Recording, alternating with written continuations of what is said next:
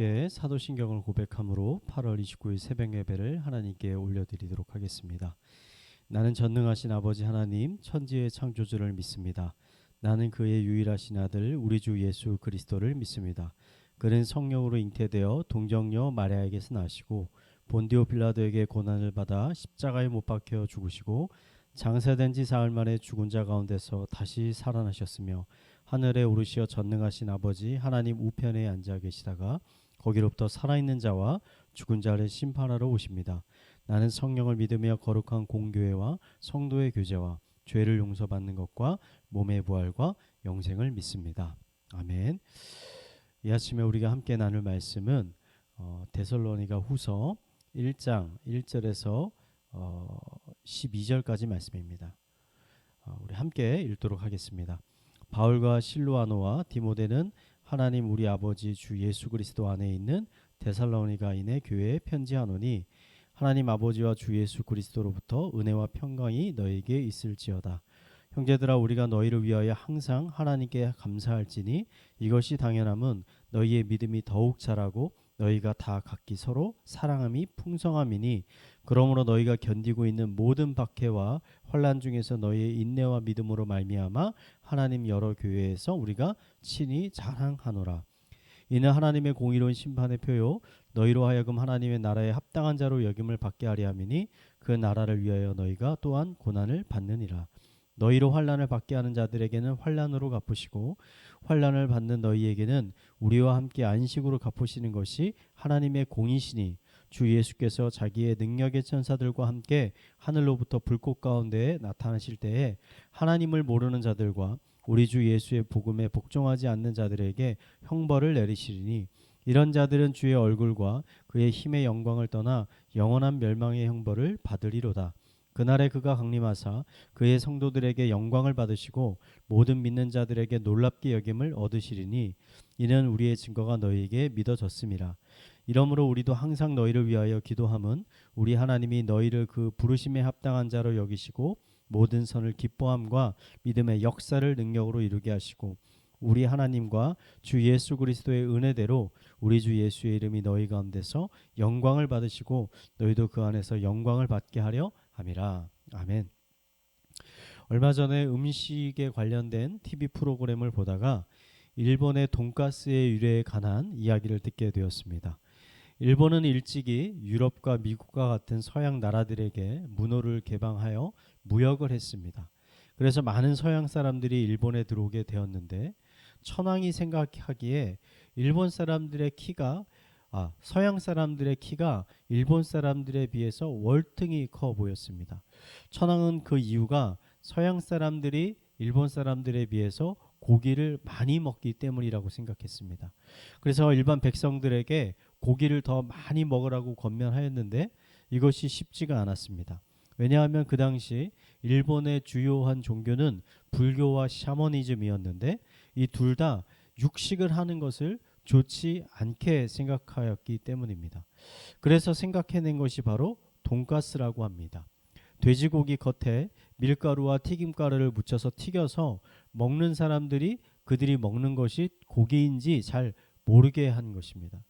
이러한 생각이 잘 먹혀 들어갔는지 얼마 지나지 않아서 돈가스는 일본 사람들이 즐겨 먹는 인기 있는 음식이 되었다고 합니다. 저는 일본의 돈가스를 보면서 이런 생각이 들었습니다. 겉보기에는 고기가 아닌 것처럼 보이지만 그 속에 있는 것은 분명히 고기이고 돈가스를 먹는 사람은 결국 그 고기를 먹게 되는 것이다. 중요한 것은 고기를 둘러싸고 있는 겉에 있는 튀김옷이 아니라 그 안에 있는 고기가 중요한 것이다 라는 생각을 하게 됐습니다. 제가 돈가스 이야기를 한 이유는 현대 기독교인들에게 있어서 이 복음이라는 것이 꼭 돈가스와 같은 형태로 전달되고 있다는 생각이 들었기 때문입니다. 복음의 중심에는 분명 심판이 있는데 심판의 이야기를 하지 않고 하나님의 사랑과 은혜와 축복과 기쁨과 평안의 이야기만 하는 것입니다. 우리가 성경을 통해 복음이 무엇인가를 정직하게 살펴본다면 복음 안에는 심판과 구원이 동시에 있음을 우리는 발견할 수 있습니다. 오늘 말씀에서 사도 바울은 데살로니가 이 교회인들에게 동일한 지금 메시지를 전하고 있습니다. 데살로니가 교인들은 예수님을 영접한 것으로 인해 주변 사람들에게 심한 박해를 받고 있었습니다. 유대인들에게는 이단이라는 이유로, 헬라인들에게는 반국가적인 종교를 믿는다는 이유로 기독교인들은 박해를 받았습니다. 바울은 이런 박해를 받고 있는 교인들을 위로하면서 예수님께서 다시 오시는 그날, 주님의 날에 예수님께서 이 모든 일들을 공정하게 판단하실 것이라고 말하였습니다. 여기서 공정함이라는 것은 예수님을 믿고 그 믿음으로 인해 고난과 환난을 당한 사람들에겐 앞으로 큰 상과 축복이 주어질 것이고, 반대로 예수님을 거부하고 오히려 믿는 자들을 핍박했던 자들에게는 무서운 심판과 징벌이 기다리고 있다라는 의미입니다. 여러분, 이것이 복음이 가지고 있는 양면성이고 변하지 않는 가장 중요한 메시지입니다. 그런데 현대 교회는 더 이상 이런 심판의 메시지를 이야기하지 않습니다. 왜냐하면 현대인들이 이런 심판의 메시지를 기분 나빠하기 때문입니다. 그래서 심판 이야기 대신 하나님이 주시는 축복과 은총의 이야기로 복음을 다 채워버리는 것입니다. 그러다 보니까 이방인들에게 있어서 복음은 안 믿어도 그만이고, 믿으면 뭔가 조금 도움이 되는 그런 별로 중요하지 않은 메시지가 되어버리고 말았습니다. 바울은 수많은 지역을 전도하러 다니면서 늘 이 심판과 구원의 메시지를 동시에 전했습니다. 왜냐하면 인간은 자신에게 큰 위험과 어려움이 닥쳐오지 않으면 결코 그 마음을 돌이키지 않기 때문입니다. 오순절에 베드로의 설교를 듣고 회심한 5천 명의 여러분 유대인들의 반응이 무엇인지 여러분 기억하십니까? 백성들은 베드로의 설교를 듣고 마음의 찔림을 받았습니다. 그들이 두려움을 느끼게 됐다는 것입니다. 그래서 회개하고 자신들을 그 무서운 심판에서 구원해 줄 예수님을 찾게 된 것입니다. 복음이 주는 은혜가 얼마나 큰 것인지를 이해하기 위해서는 세상을 향한 하나님의 심판이 얼마나 엄중하고 무서운 것인지를 우선 깨달아야 합니다. 그래야 그 무서운 심판에서 우리를 구원해 주신 하나님의 은혜의 크기가 얼마나 큰 것인지를 우리가 깨달을 수 있기 때문입니다. 우리가 사는 이 세상은 언젠가 모두 심판을 받게 될 것입니다. 여러분과 저도 언젠가는 이 세상을 떠나 예수님의 심판대 앞에 서게 될 것입니다. 그리고 예수님은 그 심판대에서 공정하게 우리의 삶을 판단하실 것입니다. 예수님을 따라서 이 세상에서 좁은 길을 걸었던 사람, 먼저 그의 나라와 의를 구하는 삶을 산 사람은 이 세상이 줄 수 없는 놀라운 선물과 축복을 받게 될 것입니다. 오늘도 삶을 살아가는 가운데 그 믿음으로 인하여 겪는 수많은 고통과 고난 가운데 우리의 구원자 되시고 의로운 심판장 되신, 재판장 되신 예수님께서 여러분과 늘 함께 하시다는 사실을 깨닫고, 그로 인하여 참된 평안과 위로와 안식과 기쁨을 누리는 성도님들이 되시기를 이 시간 마지막으로 축원을 드리겠습니다. 우리 말씀을 잠시 묵상하며 함께 기도하도록 하겠습니다. 하나님, 우리가 복음을 더욱 깊이 알기를 원합니다.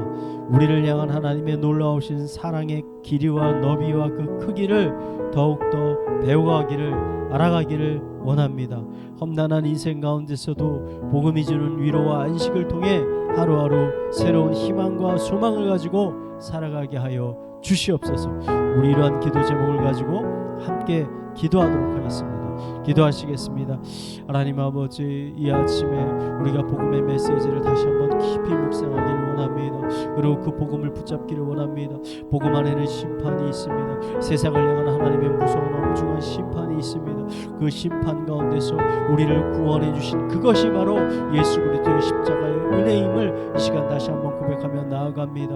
아버지, 이 세상들이 하나님 앞에 심판을 받을 때 한 가지 기준이 있을 것입니다. 우리가 참된 믿음을 가진 자냐 없는 자나로 인하여 우리의 미래의 인생이 결정되어지게 될 것입니다.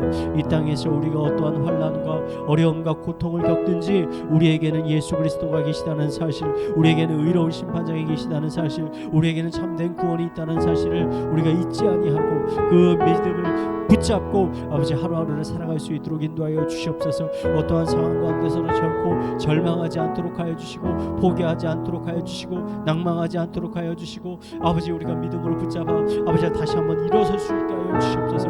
외칠 수 있게 하여 주시옵소서. 다시 한번 하나님을 붙잡을 수 있도록 주님께서 인도하여